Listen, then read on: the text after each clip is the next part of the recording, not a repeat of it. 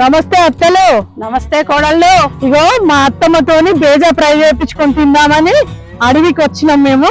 ఇక మా అత్తమ్మ నాకు బేజా ఫ్రై చేసి అలా తినిపిస్తుంది, అంటే ఎట్లెట్లుంటుందో చూద్దాం ఇక మరి.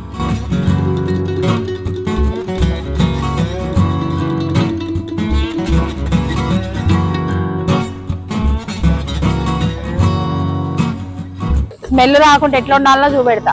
అత్తతో పాటు చేస్తుంటే ఆ మాత్రం ఎక్స్పీరియన్స్ లేకపోతే ఇక వేస్ట్ కోడలు.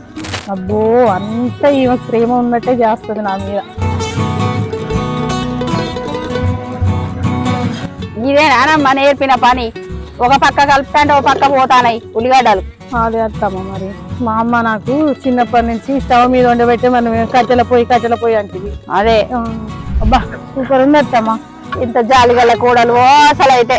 నేను జాలిగల్లో జాతిగా మీతో ఇట్టుంటున్నా. అవునవును.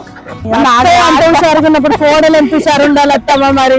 అయ్యో మాడ పెడితే ఏమత్తమ్మా, దాని పానం ఎంత వెళ్ళిపోయినా పాపం. అయ్యో నీ పాల వెళ్ళిపోతుందా? దాని పాల వెళ్ళిపోతుంది. అయ్యో నా పానం కూడా వెళ్ళిపోతుంది అత్తమ్మ. ముక్కలు చేస్తే మంచిగా ఉన్నదాన్ని. సూపర్ అంటే సూపర్ అయ్యింది. ఇంత ముద్ద పెడతావమ్మా నన్ను చిన్నగా పెట్టుకొని. అట్లనే తినాలి. అబ్బా కోపం అంతా అత్త అంటే ఇక్కడ చూపించింది చూసినావా. నువ్వు తిన్నాక అత్త తిన్నాకనే ఎప్పుడైనా కోడలు. అబ్బో చూసావు ప్రేమ అంటే గిట్లు ఉండాలి మరి.